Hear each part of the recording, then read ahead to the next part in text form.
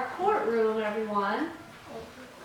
So, if any of you have ever, maybe on in a movie or on a TV show, has anyone ever seen a courtroom scene, like a trial, where there's a judge? Raise your hand if you've seen.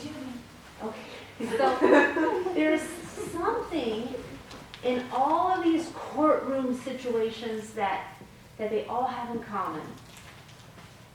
That is, in a courtroom, you're going to hear a lot of questions. So I'm going to actually take my mask off so maybe you can hear me a little better. So in a courtroom, usually you have somebody who they're trying to figure out, this person's been accused of doing something wrong, and trying to figure out what the truth is. Did the person do it or not? And so you'll have a lawyer there, and the lawyer's asking him all kinds of questions to try to figure out, is he guilty or not guilty? And maybe there were witnesses who saw what happened, and so they'll also ask the witnesses questions because they want to find out what really happened. What's the truth? And it's important that the judge has to listen carefully because he's got to make a decision. And so you'll hear all of these questions, and it's really important that they ask the right questions so that they are able to find out, is he guilty or not guilty? And that reminds me of the story from the Bible that we're going to talk about this morning. Because in our story, we have some religious leaders who were asking Jesus lots and lots of questions. Now, unfortunately, I don't think they were always trying to figure out the truth. I think they were actually trying to trick Jesus. So we're going to learn more about that, but before we get into the story, you know that every couple weeks we have a new big picture question. So our big picture question that we're going to be talking about for the next couple weeks is, what did Jesus do to save us? What did Jesus do to save us? He died on the cross. He died on the cross. That's one part of it, exactly. There's three parts to this. The first part, what Jesus did to save us, is that he lived on this earth. He lived a sinless life. Can you say that together? He lived a sinless life. The second part is what Daniel said. Say it real loud. He died on the cross. Yeah, he died on the cross. And then there's a third part. What? Can anybody think what the third part is? He was resurrected. Yeah, he rose from the dead. He didn't stay dead. He rose from the dead. So, three parts. He lived a sinless life. He died on the cross.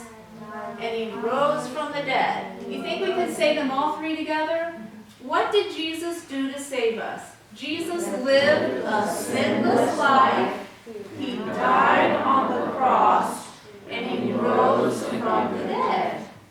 So as you listen to our story today, think about how that can help us understand what Jesus did for us to save us. Now, I wasn't here last week, but I heard that you all talked about the time that Jesus entered into Jerusalem for the final time before his death. Does anybody remember that from last week? Can you tell me what we call that event? The Last Supper. Okay, that was part, but do you remember when Jesus came into Jerusalem riding on a donkey? Palm Sunday. Palm Sunday, or sometimes we call it the triumphal entry, where he comes into Jerusalem and all of the people are saying, Hosanna, Hosanna. Everybody's almost like a big parade.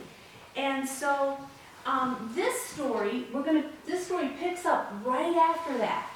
So Jesus comes into Jerusalem and people are waving their palm branches and they're saying, Hosanna, Hosanna.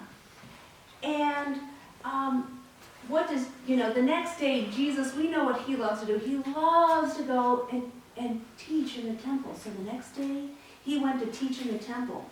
And that's where our story starts out. And this is in the book of Matthew. Actually, this story is told 3 times in the Bible. It's told in the book of Matthew, in the book of Mark, and in the book of Luke. But I'm looking at the book, the story from the book of Matthew, chapter 22.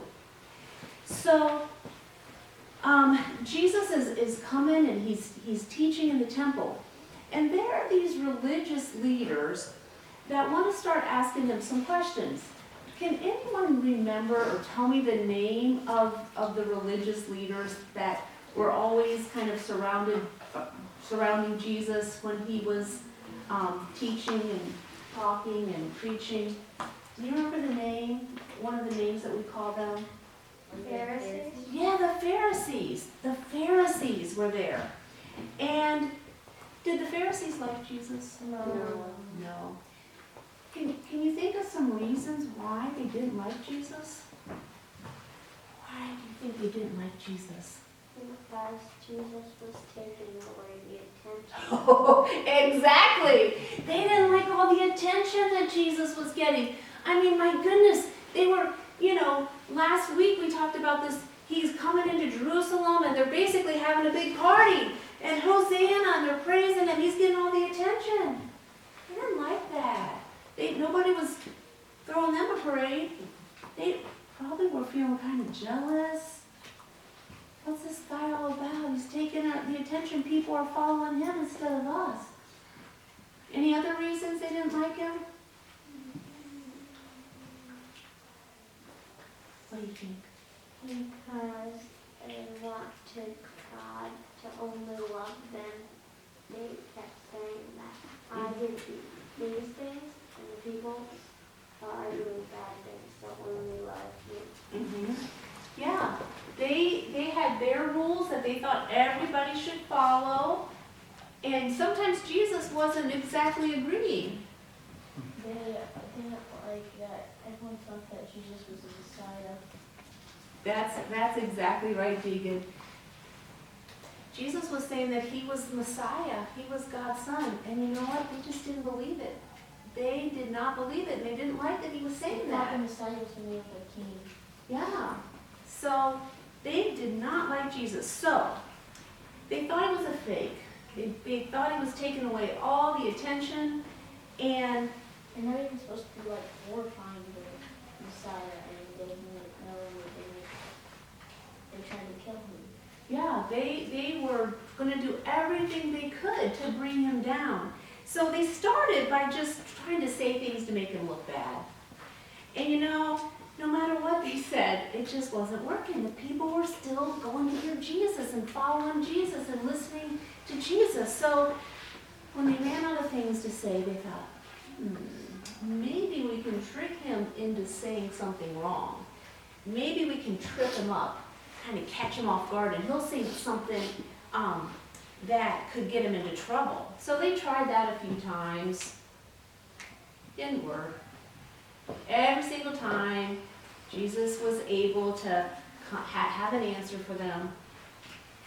So one day, and I'm going to read what happened. This is in Matthew 22, verse 15. So they're getting pretty frustrated. Like, what else can we do?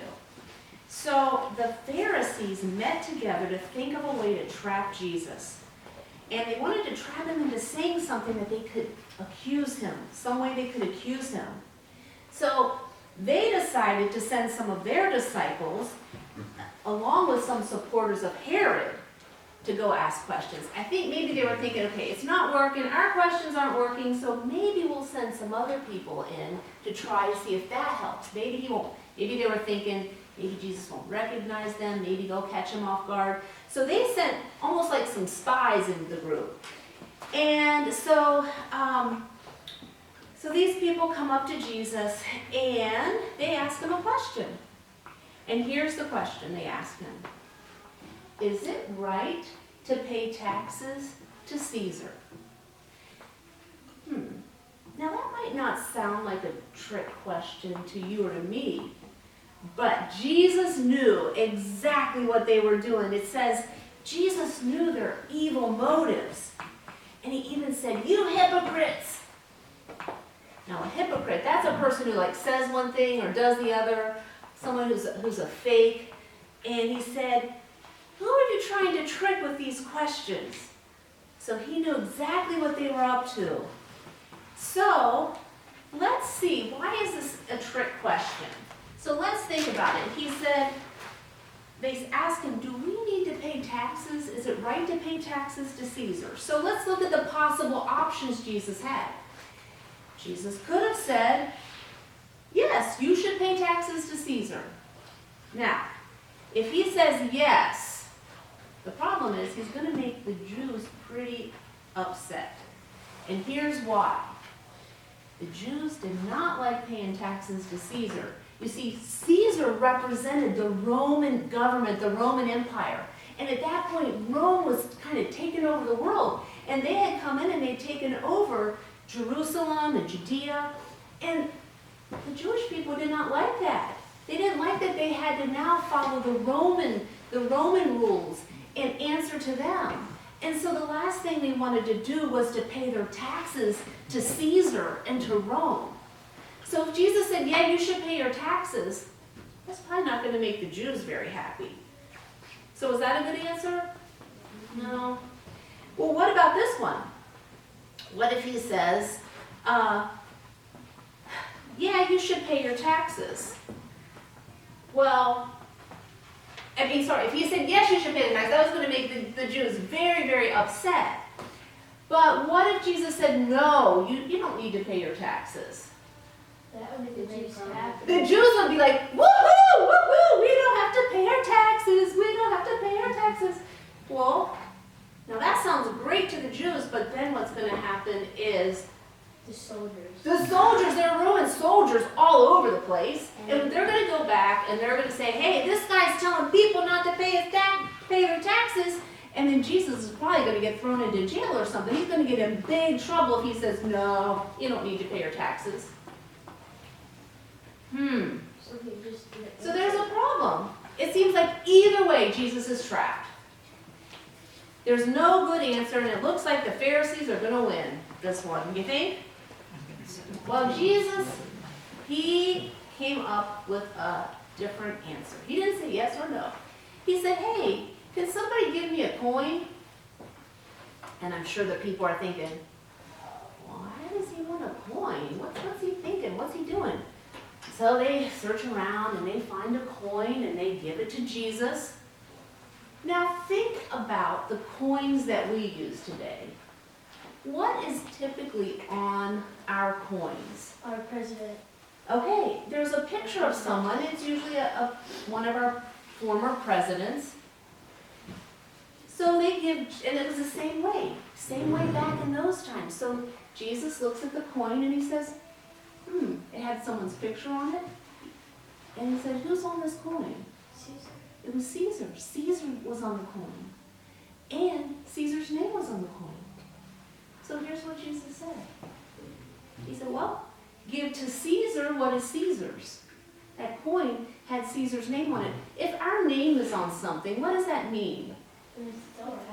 It's ours. It belongs to us. So he said, "Well, the coin has Caesar's name on it. Give to Caesar what belongs to him, but give to God what belongs to God." They didn't have an answer for that.